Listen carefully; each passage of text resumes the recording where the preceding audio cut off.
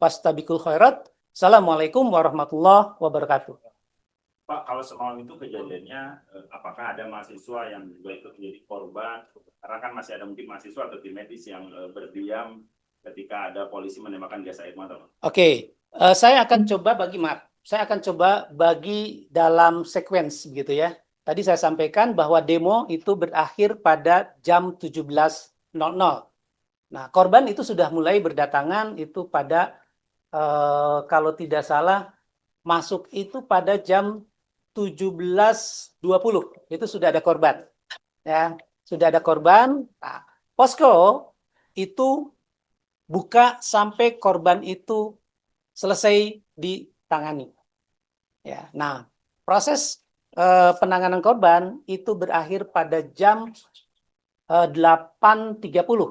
Ya, jam 8.30 sampai jam 9 itu masih ada korban yang napasnya masih sesak dan lemas gitu ya. Itu sudah selesai kita bantu, kita tangani, kita evakuasi dan selamat mereka dijemput oleh keluarganya.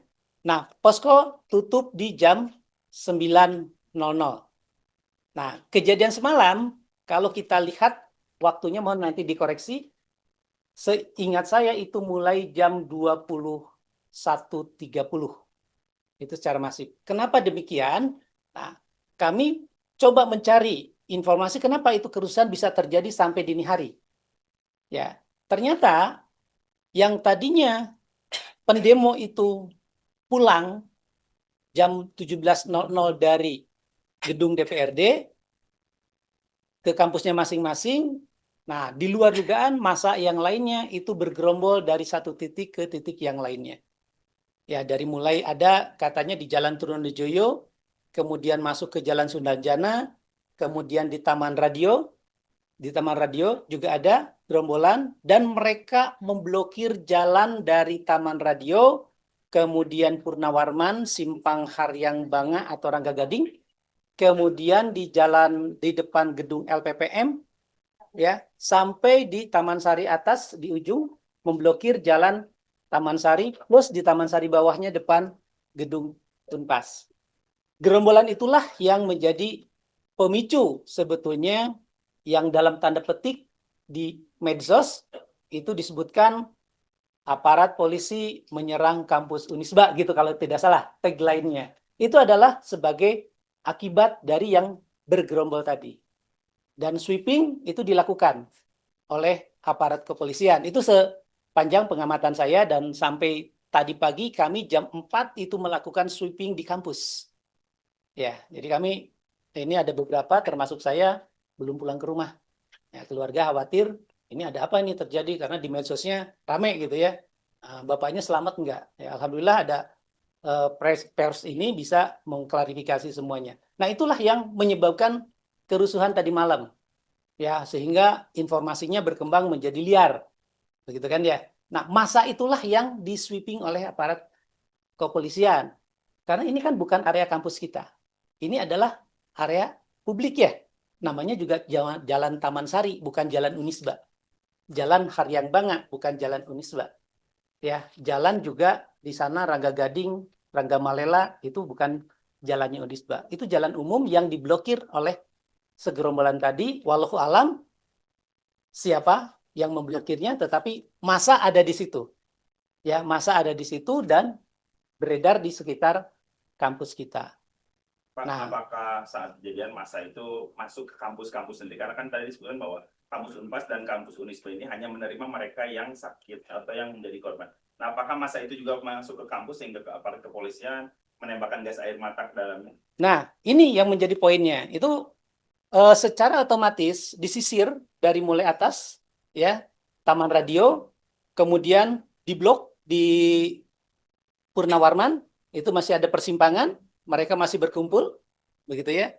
Kemudian dipres lagi, di blok sampai ke simpang itu apa namanya, Taman Segitiga depan LPPM, jalan Taman Segitiga itu, di blok di sana dan otomatis ke sini.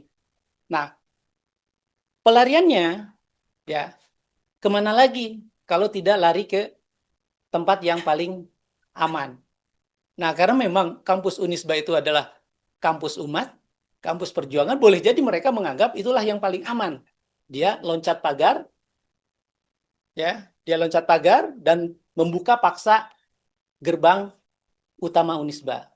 Jalan Taman Sari 1 akhirnya terbuka jalan itu untuk masuknya para pendemo.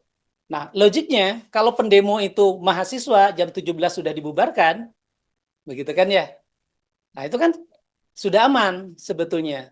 Tetapi kenapa harus terjadi sampai larut malam? Nah, ini yang perlu kita waspadai semuanya.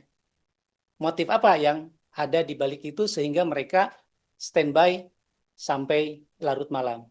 Kampus kita punya memiliki keamanan, artinya tidak perlu lagi diamankan.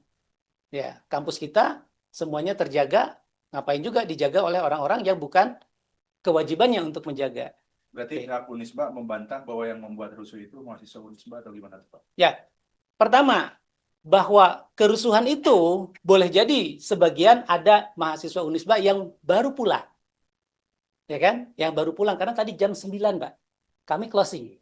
Ya kan? Kami closing jam 9 untuk evakuasi korban. Boleh jadi ada yang keluar, relawan boleh jadi masih rehat, ya bisa kebayang dari pagi, bukan dari pagi lagi, dari hari Jumat kami buka, ya rasa lelah itu pasti ada, pulang juga takut, ya karena isu yang berkembang dan lain sebagainya, ya tidak menutup kemungkinan ada mahasiswa Unisba di antaranya, tetapi pada umumnya, nah kalau Bapak bisa menyaksikan sendiri itu aksinya tidak seperti mahasiswa. Ya, aksinya tidak seperti mahasiswa dan dia masuk ke area kampus kita.